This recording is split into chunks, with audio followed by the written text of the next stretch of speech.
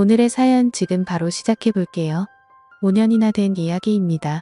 그때는 뭐가 그리 싫었는지 결혼해보고 나니까 선배가 왜 그랬는지 이제는 충분히 이해가 가고 넝쿨째 굴러온 행운을 제가 스스로 쳐내려버린 게 아닌가 하는 생각이 듭니다. 예전부터 오래 알고 지낸 선배가 한 분 있습니다. 그때는 제가 총각대였고 선배는 결혼을 했고요.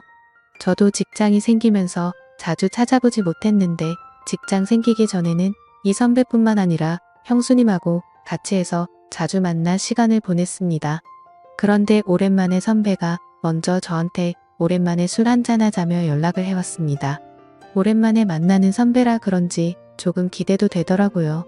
동종업계에서 일하는 사람이라 이 일 관련해서 경험적으로 배울 만한 것들이 있었고 그때쯤 저도 직장에서 자리를 잡고 있느라 물어볼 게 좀 있었습니다.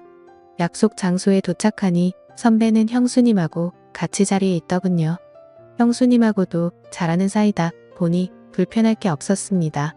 저랑 선배가 하는 일이 서버 쪽을 관리하는 일입니다. 유지 보수가 중요한 일이기 때문에 가끔씩 일이 생기면 회사에 불려 나가야 할 때가 있었어요. 그런데 마침 선배 회사에서 시스템이 먹통이 되었다며 선배한테 연락이 온 겁니다. 선배가 전화로 이렇게 하라 저렇게 해봐라 지시를 하는데도 전화상으로는 해결될 기미가 보이지 않더라고요. 저도 그쪽 일을 하다 보니 어떤 상황인지 이해가 가고 선배가 전화로 지시하는 것만 봐도 공부가 되었습니다. 그런데 도무지 유선상으로는 해결이 안 되는 일인지 선배가 잠깐 회사 좀 빨리 다녀올 테니 둘이서 마시고 있으라고 하고 자리를 비웠습니다. 형수님하고는 이미 잘하는 사이였지만 막상 둘만 있게 되니 뻘쭘했습니다. 단둘이는 있어 본 적이 없거든요. 형수님은 약간 범접하기 힘든 포스를 가진 분이었습니다. 저랑 동갑이기는 했지만 전혀 다른 세계에 사는 사람 같았거든요. 공부도 잘했고 해외에서 석사 학위까지 받아온 사람이었어요. 배운 여자에다가 세상에 힘든 일이라고는 한 번도 안 해봤을 것 같은 곱상한 외모를 지니고 있었습니다. 내조를 잘하는 타입이라 제가 선배하고 자주 만날 적에도 항상 자리를 지키며 있었어요. 술도 입에 잘 대지를 않았었습니다. 저랑 선배는 한 번 마시면 끝장을 보는 성격이라 밖에서 마실 땐 형수님이 항상 정신을 차리고 있거나 선배 집에서 술을 마신다면 선배 재우고 저도 방에 자리를 깔아준 뒤에 뒷정리까지 깔끔히 마무리 짓고 잠에 들거나 하던 사람이었거든요. 현모양처가 있다면 형수님을 두고 하는 말인 것 같았습니다. 저랑 같은 나이라는 게 믿기지 않을 정도로 어른스러운 사람이었어요. 그런데 웬일로 저한테 술 한잔 따라달라고 먼저 말을 건네더군요.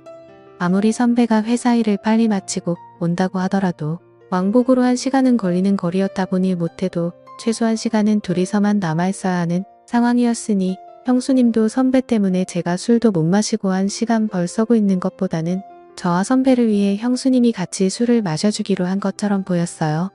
정말 속이 깊은 게 현모양처가 따로 없구나 생각했습니다. 형수님은 따지고 보면 저랑은 동갑 내기 친구 사이였기 때문에 사실 저는 좀 편하게 대하고 싶기는 했습니다. 하지만 형수님이라는 관계적 특성 때문인지 어쩔 수 없이 제가 거리를 둘 수밖에 없더군요. 그래서 사실 그간 선배와 같이 시간을 보낸 만큼 형수님과는 따로 접점이 없었는데 그날에 참 많은 일이 있었습니다. 형수님하고는 단둘이 대화를 단 30초도 나눠본 적이 없었는데 그날 술 한두 잔 부딪히면서 이야기를 나누니 동갑이라 그런가 이야기가 잘 통하고 코드가 잘 맞았습니다. 사실 형수님이라는 걸 빼더라도 유학파 출신의 고급진 그녀의 이미지 때문인가 괜히 어려워했나 하는 생각도 들었어요. 대화를 나누는 동안에는 아무런 어려움이나 위화감이 없었고 오히려 동네에서 잘 알고 지내던 동갑내기 여자친구 같은 느낌이 들었습니다. 서로 죽이 잘 맞아서 한참을 떠들었는데 시간을 보니 이미 선배가 회사로 향한 지도 어느덧 1시간 반이 흘러 있었습니다. 형수님도 선배가 생각보다 늦으니 전화를 했는데 선배는 금방 끝난다면서 둘이 괜찮으면 좀 더 마시고 있으라고 하더군요. 조금 이르게 만나서 그때가 밤 10시쯤 밖에 되지 않았고 형수님은 술을 잘 못하는 관계로 천천히 꺾어 마시고 있었기에 저도 술 기운이 그렇게 오르지 않은 상황이었습니다. 둘이 있는 게 생각보다 불편하지 않으니 조금 더 기다리는 건 문제가 없겠다 싶었습니다. 그런데 또 한 가게에서 거의 3시간을 넘게 있었고 형수님이 술을 천천히 마시고 안주도 잘 안 먹다 보니 다른 가게로 옮기는 게 민폐가 아니겠다 하는 생각도 있었어요. 주정도 소주 맥주를 마시는 것보다 형수님이면 와인 같은 걸 좋아하지 않을까 싶어서 자리를 옮기자고 권했습니다. 형수님이 조금 취했나 느낀 게 이때쯤이었는데 목소리에 코맹맹이 소리를 섞기도 하고 눈을 깨슴치르 하고 긴 머리를 뒤로 훔치며 웃는데 평소와는 사뭇 분위기가 다른 게 느껴졌습니다. 형수님이 먼저 좋다고 자리를 옮기자고 했고 근처에 있는 와인 바로 자리를 옮겼습니다. 조금 프라이빗하게 방형식으로 되어 있는데 조명이 불긋불긋한 곳에서 형수님을 보니 분위기가 묘하더군요. 간단한 치즈 안주와 함께 도수가 제일 약한 와인으로 주문을 했습니다. 괜히 형수님이 취하면 그것도 문제가 되겠구나 싶었거든요. 그런데 와인이 맛있다며 엄청난 속도로 술을 마시더라고요. 그러다가 그녀가 팔을 뻗으며 테이블 위에 있던 물병을 제 쪽으로 엎었는데 뚜껑이 잘 닫혀 있어서 물이 많이 흐르지는 않았습니다. 그래도 테이블 위에 살짝 흐른 물을 닦으려고 티슈를 꺼내는데 형수님도 술 기운에 당황해서 팔을 뻗다가 둘이서 서로 손을 잡아버리고 말았습니다. 서로 전기가 통한 듯 저와 형수님은 손을 맞잡은 채로 멈춰 있었고 정신이 아늑해지는 것 같았습니다. 그리고는 자리에서 일어난 형수님이 자연스럽게 제 옆으로 앉더군요. 자기가 조금 취해서 어지럽다면서 잠깐만 쉬어도 되겠냐며 제 어깨에 기대 눕더라고요.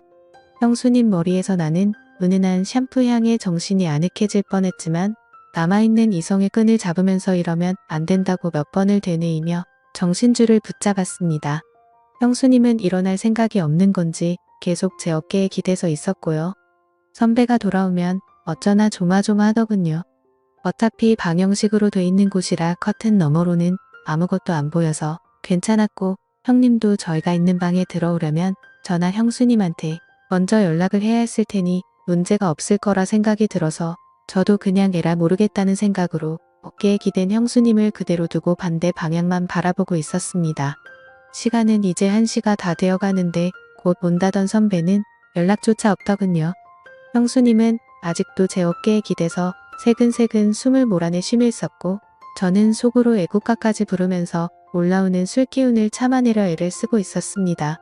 보통은 이렇게 막무가내로 주정을 부리는 사람이면 꼴보기가 싫을 텐데 그동안 동갑내기이긴 하지만 살짝 존경심이 들 정도로 제가 팔을 뻗어도 닿지도 않을 위치에 있는 것만 같던 우상 같은 여자가 이러고 있으니 오히려 형수님도 보통 여자랑 다르게 없구나 하는 생각이 들었습니다. 2시면 가게 문을 닫는다는 직원의 말을 듣고 1시간 더 버텨봤자 안 좋은 생각만 들겠다 싶어서 선배한테는 그냥 일 보시면 집으로 들어가시라 말하고 형수님을 부축해서 집에 데려다 줄 생각으로 밖으로 나왔습니다. 찬 공기를 쐬니 형수님도 정신이 들었는지 잠에서 깬 듯 저를 따라 걸었어요. 택시를 붙잡아 형수님이 타는 것까지 봤는데 형수님이 혼자서 무서워서 못 들어가겠다면서 저보고 집까지 바래다 달라고 하더라고요. 여태 흐트러진 모습 한 번 보인 적 없던 형수님이 제 앞에서 코맹맹이 애교 섞인 목소리로 땡깡을 부리니 저도 남자라 그런가 그 상황에서 형수님을 두고 떠날 수가 없었습니다. 뒷좌석에 나란히 앉아서 가는데 중간에 일부러 자리를 비우고 앉아 있었는데 형수님이 머리가 아파서 옆으로 제 다리를 베고 눕더라고요. 왜 이렇게 빈틈을 보이는 건가 싶었는데 혹시 일부러 이러나 형수님이 나한테 관심이 있는 건가 이런 생각까지 들었습니다. 저도 일단 남자였으니 말입니다. 선배 집 근처에 도착해서 택시에서 내렸습니다. 기사님한테 잠시만 기다려달라 말하고 형수님을 아파트 현관까지 바래다 줬어요. 그런데 형수님이 갑자기 술이 좀 깨고 싶다면서 저보고 잠깐 아파트 단지라도 한 바퀴 돌면 어떻겠냐고 하더라고요. 형수님이 제대로 걷지도 못하는데 어딜 가시냐고 실랑이를 하고 있는데 저를 기다리던 택시가 시간이 끌리니 짜증이 났는지 경적 몇 번 울리더니 가버렸습니다. 그래서 그냥 형수님을 저대로 뒀다간 동네 사람들 다 깰 때까지 땡깡을 부릴 것 같아서 형수님을 이끌고 엘리베이터에 타버렸습니다. 집에 도착하니 형수님이 여기까지 왔는데 방까지 좀 바래다 달라면서 어필을 하더군요. 안방까지 끌고 가니 자기가 지금 너무 어지럽다면서 외투를 벗는 것 좀 도와달라는 겁니다. 형수님 술이 너무 취하신 것 같은데요. 하고 제가 한 걸음 뒤로 물러서 저는 이만 가보겠다고 하고 제 갈 길을 가려고 하는데 침대에 눕혀놓은 형수님이 어느새 저한테 다가와 제 뒤를 끌어안았습니다. 선배한테 집으로 오라고 연락까지 해놓은 상태인데 선배는 분명히 집으로 돌아올 테고 그 상황이 두렵고 불편하기만 했습니다. 하지만 이 상황은 피해가지는 못할 것 같고 형수님 또한 내 생각에는 제정신이 아닌 것 같은 상황이고 대충 장단만 맞춰주다가 잠에 들면 이 자리를 재빨리 빠져나와야겠다는 생각을 했습니다. 자꾸만 불을 켜고 오라고 하는 걸 눈뜨고 볼 수가 없어서 불 꺼진 상태로 형수님을 도와줬습니다. 어두컴컴한 방 안에서 달빛 같은 옅은 조명 때문에 오히려 불이 환한 것보다 더하다는 느낌이 들었습니다. 그때는 정말 저도 더는 참을 수가 없겠더라고요. 그래서 형수님을 확 밀치고 저는 가보겠다고 하고 후다닥 또 막 나왔습니다. 그 고상하고 조용히 했던 내가 알던 형수님이 맞나 싶더군요. 엘리베이터가 꼭대기층에 가 있어서 한참을 기다렸는데 혹시나 형수님이 따라 나오지는 않을까 콩닥콩닥 심장이 뛰더라고요. 평소에 형수님을 현모양 저의 표본이다. 나도 결혼하면 저런 사람과 결혼을 하고 싶다 하는 생각도 갖고 있을 정도로 흠모하던 사람이었으니 한편으로는 이대로 끝내지도 않고 가버리는 게 아쉽다는 생각도 들었습니다. 하지만 선배를 하루 이틀 보고 말 사람이 아닌데 어떻게 그러냐 싶어서 엘리베이터를 기다리면서도 자꾸 고개가 뒤로 돌아가더군요. 아파트를 나서면서도 혹시나 선배가 돌아오지는 않았을까 두리번대면서 나왔습니다. 잘못한 것도 없는데 괜히 잘못을 한 건가 죄를 지은 느낌마저 들었지요. 한참을 두리번대고 있는데 뒤에서 누가 저를 불러 세우더라고요. 너 뭐하냐 하면서 저를 부르는 선배였습니다. 심장이 멈춰버리는 줄 알았지요. 연락도 없길래 오늘 회사에서 밤을 새고 오는 줄로만 알았는데 말입니다. 제가 괜히 눈치가 보여서 시간을 지체하기는 했지만 두리번거리면서 선배의 차가 있나 확인하는 동안 아파트로 들어오는 차는 한 대도 없었거든요. 그런데 어떻게 선배가 여기서 저를 불러 세우는 건지 싶던 찰나에 선배가 저한테 왜 한참 좋다가 그냥 가는 거냐고 하면서 무슨 문제가 있냐고 묻더군요. 그때까지만 해도 선배가 무슨 말을 하는지 몰랐습니다. 올라가서 이야기를 하자고 하기에 선배를 따라 다시 집으로 들어갔는데 술에 취해서 비틀비틀거리던 형수님도 다 연기였던 게 다시 제가 알던 고상하고 말수적은 다가가기 힘든 형수님의 모습으로 있더군요. 저는 그때까지만 해도 무슨 상황인지 몰라서 선배가 돌아와서 아무 일도 없는 척 경기를 하고 있는 거라고 생각했습니다. 하지만 선배는 저한테 충격적인 이야기를 꺼내더군요. 너는 아직 결혼을 안 해봐서 모를 거라고 말하면서요. 사람이 매일 똑같은 밥만 먹으면 질리지 않겠느냐면서 가끔은 양식도 먹고 중식도 먹고 하는 게 그 이유인 건 알고 있지 않느냐고 설명을 하더니 결혼한 사람들도 똑같다는 겁니다. 가끔씩이지만 이런 상황도 필요하다고요. 형수님이 저를 그동안 동갑내기이기도 하고 특별하게 봐온 게 있어서 말한 건데 제가 이렇게 정직한 사람인 줄은 몰랐다는 겁니다. 그때까지만 해도 저는 선배가 무슨 말을 하는지 이해를 못하고 있었는데 단도직입적으로 설명하자면 선배와 형수님은 결혼한 지도 오래되었고 하니 평범한 일상들이 흥미가 떨어진 상황이었다고 합니다. 그렇다고 아무나 집으로 부르자니 왠지 보안 문제도 있고 어떤 사람이 올지도 모르는데 그렇게까지는 하고 싶지가 않았다네요.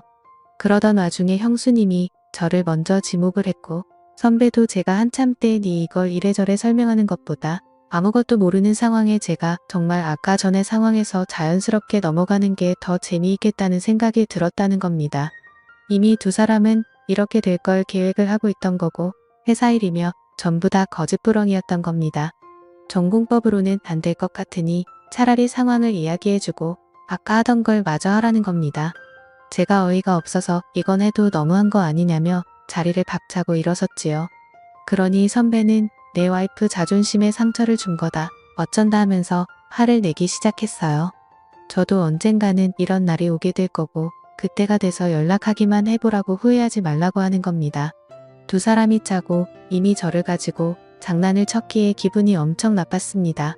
두 사람 심심풀이 땅콩이나 마찬가지였던 거죠. 오래 알아왔고 신세를 많이 줬던 선배와의 인연은 거기서 끝났습니다. 그렇게 5년이나 지나게 되었고 그 사이에 저는 결혼도 하고 하나의 아버지가 되었습니다. 그리고 요즘은 선배가 그리고 형수님이 왜 그렇게 한 건지 충분히 이해가 갑니다. 그때는 제가 정말 그 어떤 유혹에도 넘어가지 않는 자랑스러운 사람이라고 생각했는데 선배와 똑같은 처지에 놓이고 나니 저도 모르게 일탈을 꿈꾸게 되더군요. 이제는 이해가 됩니다. 그리고 그때 아무 행동도 하지 못했던 제가 다 부끄럽고 바보 같다는 생각이 드네요. 오늘의 사연은 여기까지입니다. 긴 사연 끝까지 들어주셔서 감사합니다.